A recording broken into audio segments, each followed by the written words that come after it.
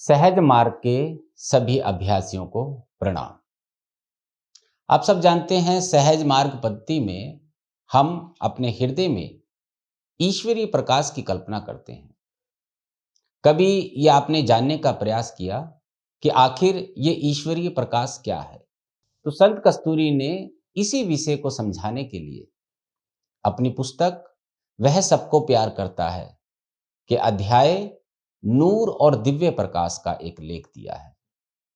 इस लेख से हमें ये समझ आएगा कि आखिर किस प्रकार से हमारे हृदय में जो ईश्वरीय प्रकाश है वह हमारे रोम रोम में फैलकर अंत में हमारे शरीर से एक एक कण से बिखर कर फैलना शुरू हो जाता है और एक आभा मंडल हमारे चारों ओर बन जाता है।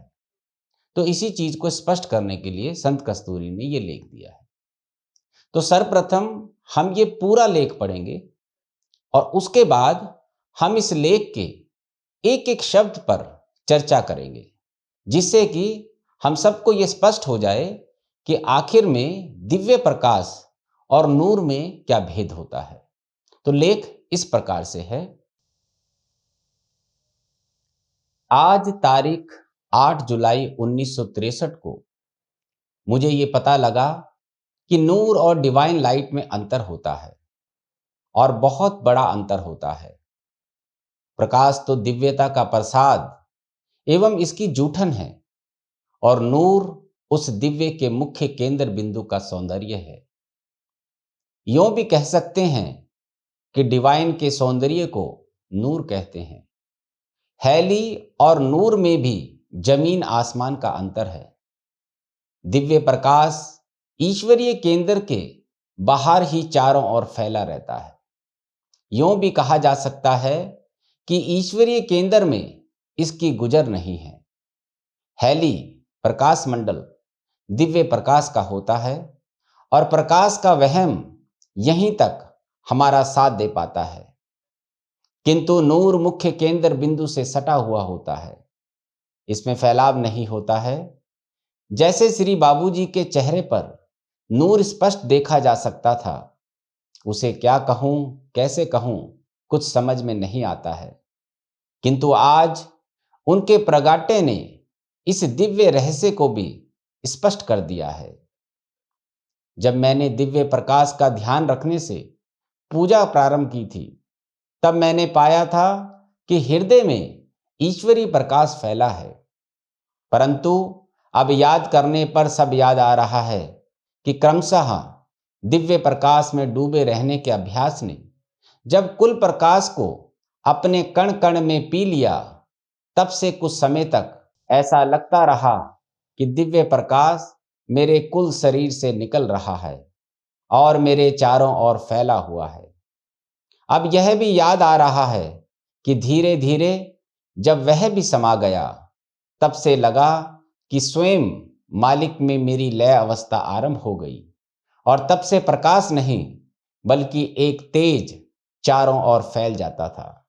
जब मैंने पत्र में अपने श्री बाबूजी को लिखा कि आपके कार्य के लिए जब बाहर निकलती हूं, तब आपका ही तेज मुझसे निकलकर चारों ओर फैल जाता है और कार्य की समाप्ति पर घर वापस आने पर ऐसा लगता है कि वह तेज मेरे अंदर ही समा गया है, किंतु इसका तेज कोई हैली नहीं होता है। आज शायद इसका ही उत्तर मैंने पाया है कि पावन प्रकाश अंतर की पवित्रता होती है, जिसका घेरा प्रकाश मंडल के रूप में होता है, जो हृदय देश हार्ट रीजन को पार करते ही अंतर में समा जाता है।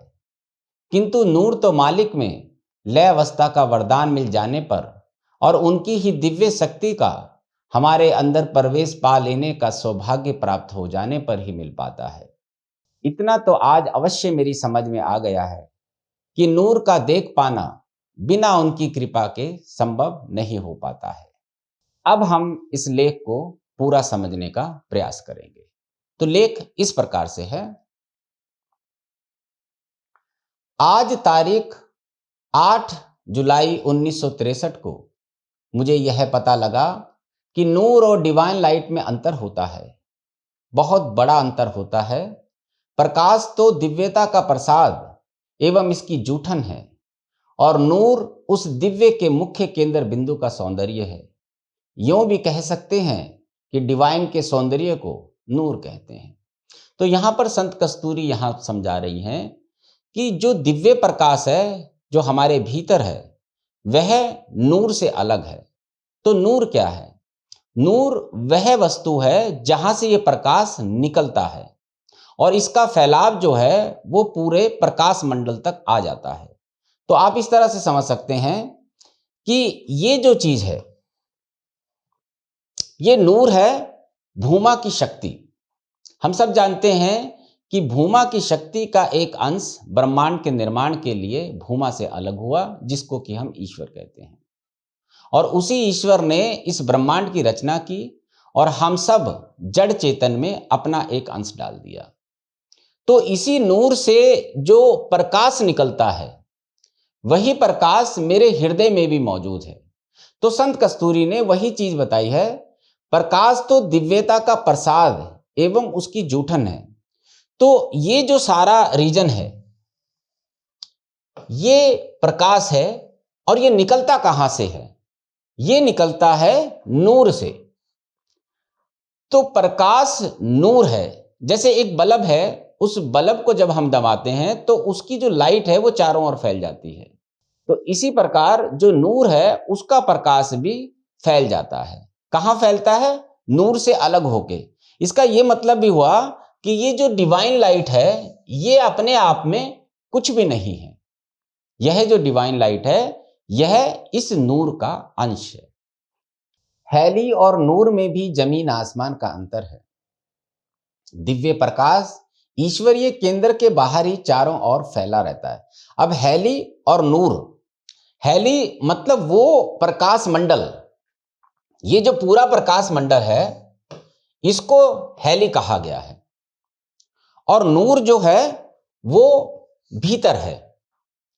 तो नूर का प्रकाश जो फैलता है, वह जो फैलाव है उसको हम हैली कहते हैं।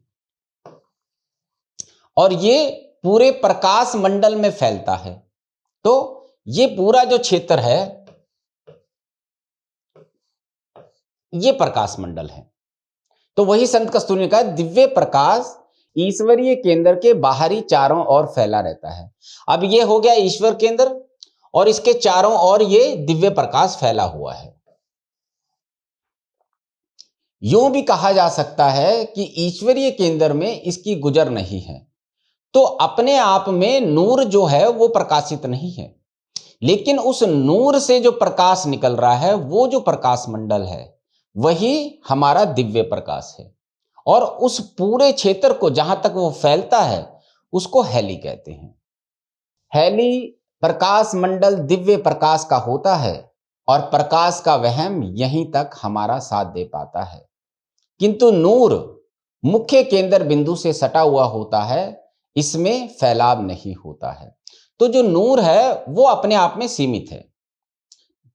मतलब ये जो नूर है ये इसी क्षेत्र के अंदर सीमित है, लेकिन इसी नूर का प्रकाश जो है वो फैल रहा है।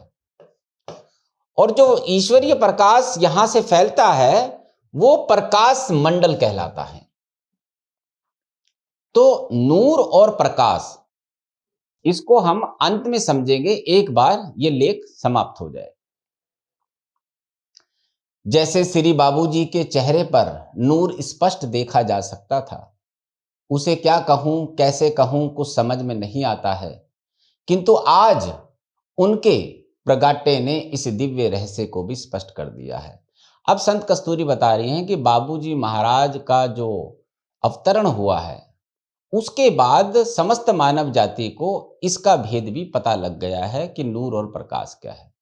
हम सब जानते हैं बाबूजी महाराज भूमा की शक्ति लेकर अवतरित हुए। तो संत कस्तूरी कह रही हैं कि जो नूर है वो तो बाबूजी के चेहरे पर ही दिखाई देता था। क्यों? क्योंकि उनकी वो जो शक्ति थी, वो जो ऑरा था, उनकी आभा थी, वो उनके चेहरे पर झलकती थी।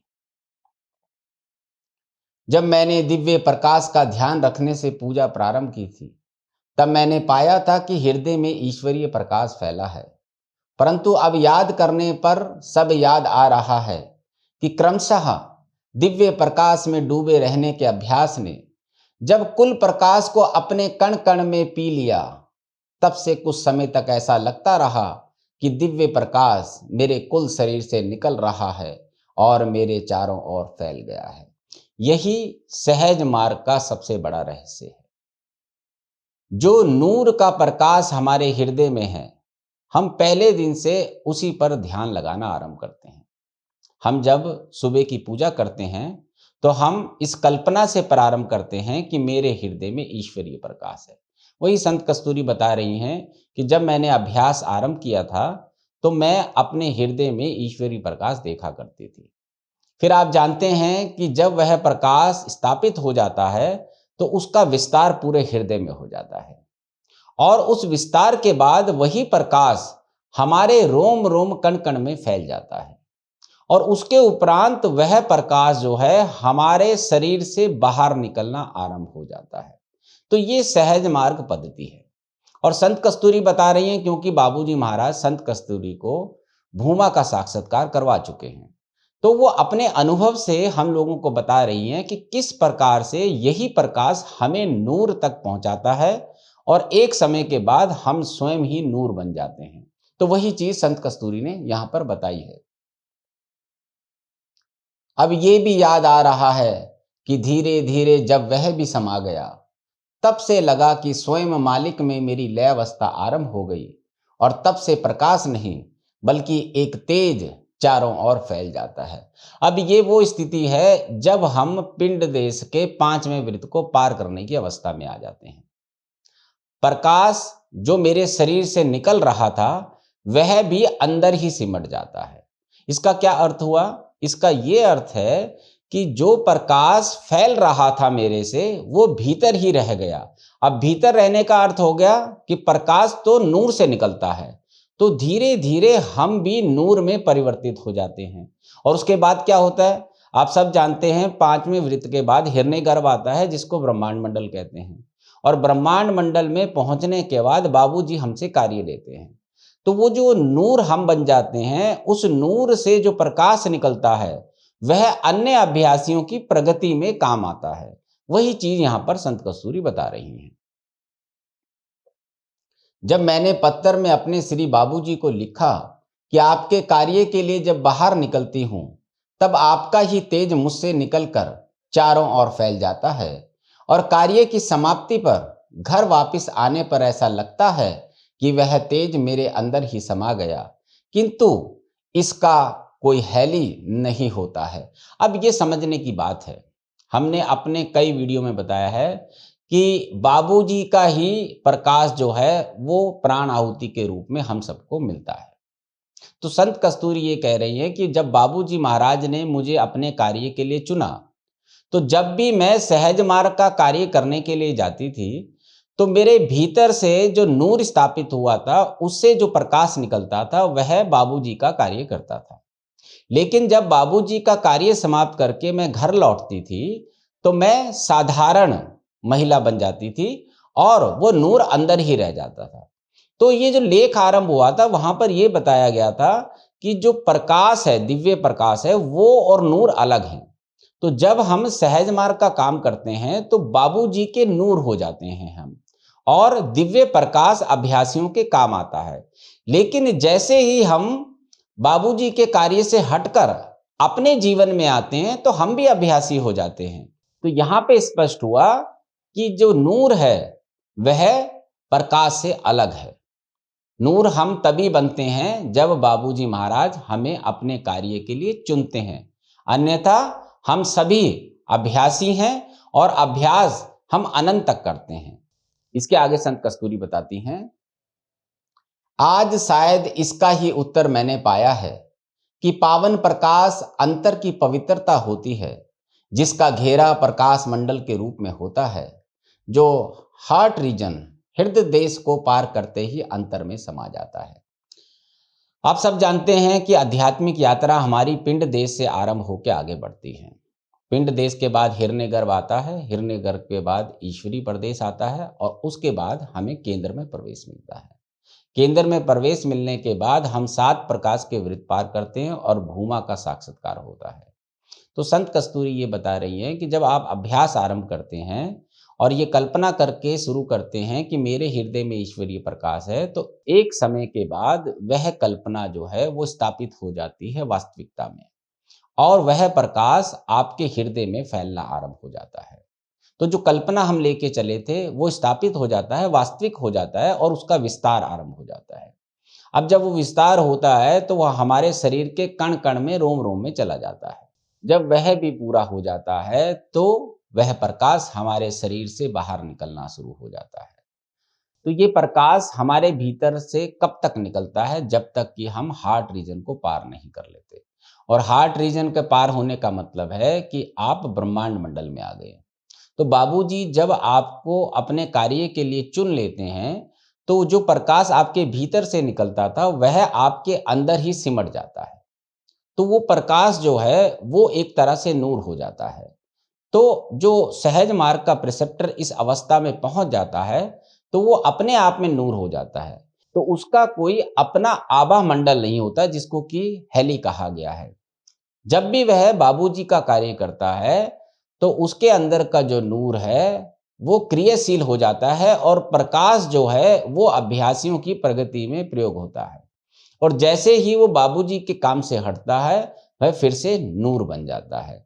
तो संत कस्तूरी ने ये लेख दिया है। तो अब आपको समझ आ गया कि नूर और दिव्य प्रकाश में क्या भेद है। सहज मार्ग एक सैद्धांतिक पद्धति है, इसको बाबूजी महाराज ने ऊपर से उतारा है। अगर कोई भी अभ्यासी नियमित रूप से इसका अभ्यास करेगा तो वह इन सभी स्तरों को पार करेगा। वह दिव्य प्रकाश की कल्पना से शुरू होगा और बाबूजी के आशीर्वाद से अगर वह पूर्ण रूप से बाबूजी को समर्पित हो जाता है तो एक दिन वह नूर भी बन जाएगा।